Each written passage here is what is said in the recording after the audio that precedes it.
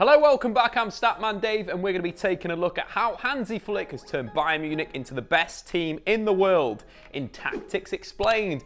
Remember to subscribe if you're new and like that goddamn video. Anyway, let's get this party started. The 2019-20 season has seen two Bayern Munichs. Under Niko Kovač, they were arguably the worst Bayern in recent memory. But following his sacking, we've seen the best Bayern rise, and credit has got to go to Hansi Flick. But how do they set up? Flick has settled on the classic Bayern 4-2-3-1. Arguably their best improvement under Flick has come in terms of their pressing. Bayern went from a placid side without the ball to one of the most effective presses in Europe. From open play, they deploy a man-to-man gegenpress from their 4-2-3-1. In the unlikely event that Bayern don't regain possession from their press, as no team across Europe's top 5 leagues has a higher rate of successful pressures, they tend to drop into a 4-4-2, with Müller on hand to help out the midfield whilst Lewandowski pressurises the opposition centre-backs. But Bayern are at their most dangerous when their opposition are building out from a goal kick.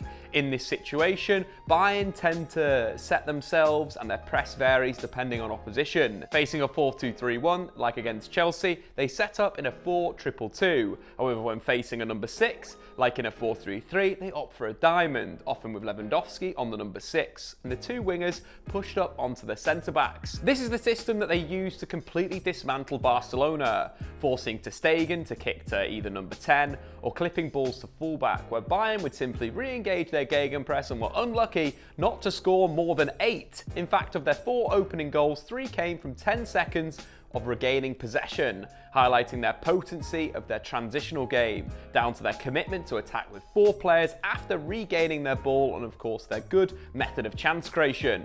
What enables Bayern's press to be so effective though is their super high line, which allows them to reduce the space that opposition gets to play in. Whilst this is very risky and Bayern are susceptible to direct balls over the top, the recovery pace of Alphonso Davies and David Alaba, combined with Manuel Neuer's sweeping, really makes it a viable tactic. But Bayern aren't just a counter-attacking team. Their possession game is fantastic too. Their build-up shape is highly fluid but resembles an asymmetrical 3-1-3-3, depending on the side Bayern are building up on. There's a lot of positional rotation in their setup, but there are a number of consistent trends. Firstly, the 3-1 at the base, which is always comprised of a midfielder and a back 3. Secondly, there's always a trapeze like a box between the 4 central attackers. And lastly, the near side fullback tends to hold his position whilst the far side fullback holds his width higher up the pitch. This structure allows Bayern to force positional overloads, initially through their back 5 of the near side fullback, the back 3 and the number 8, which allows Bayern to outnumber most presses as they look to draw the opposition in before working it to one of their number 10s at the base of the trapezium. From this position, they can either turn and, if there's space, look to play through to one of the forwards or work the ball wide to the far side fullback to cross. Again, what makes Bayern so unpredictable in this build-up is the positional rotation. For example, we've seen Lewandowski drop off, pulling the centre-back and creating space for his teammates to exploit either a line-breaking pass or a quick switch out to the fullback. However, this shape couldn't work without the excellent technicians in the base, in Thiago, David Alaba, who operates a lot like a libero, and Joshua Kimmich. Bayern have a number of very capable progressors. In fact, amongst Bayern players, this trio are the top 3 for progressive passes per 90 in the Bundesliga this season. When they get into the final third, Bayern's attacking shape resembles a 3-2-5.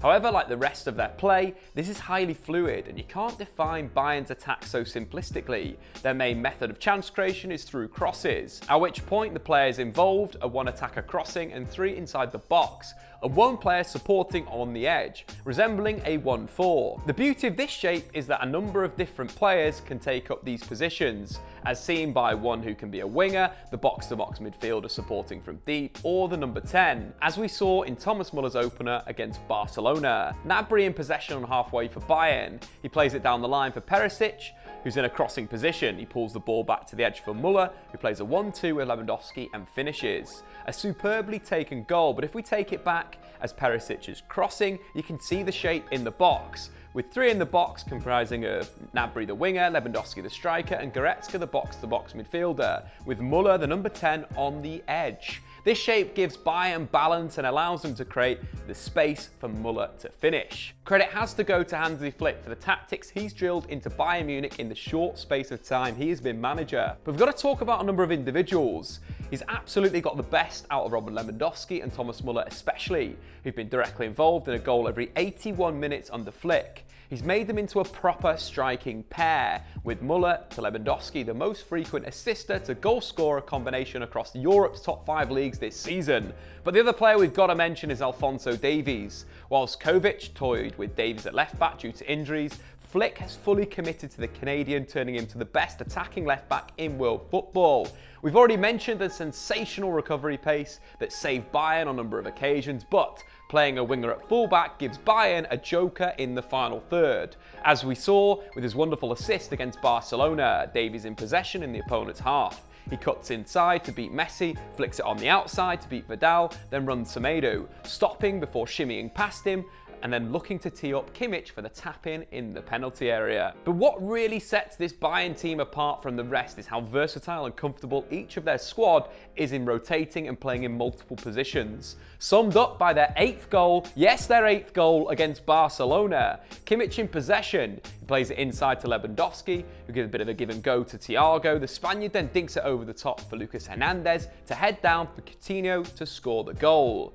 The spotlight is stolen by Thiago's dink, but in this move, Bayern have ended up with 2 fullbacks in the 4, Tolisso at number 10 and Lewandowski playing in the defensive midfield zone. This Bayern Munich team are really closer than most to total football, and I really think they could dominate European football for the next few seasons, especially given the levels of performance Flick is getting out of Lewandowski and Müller, who have both put their best returns for single goal scoring and assisting seasons respectively. And then comes Leroy Sané. But anyway guys, what do you think? Are Flick's Bayern Munich the best team in the world right now? I've been Statman Dave. Subscribe if you're new and then get in the goddamn comments what videos you want to see next. Thanks for watching. If you've enjoyed this video, why not check out some more content on the Statman Dave YouTube channel?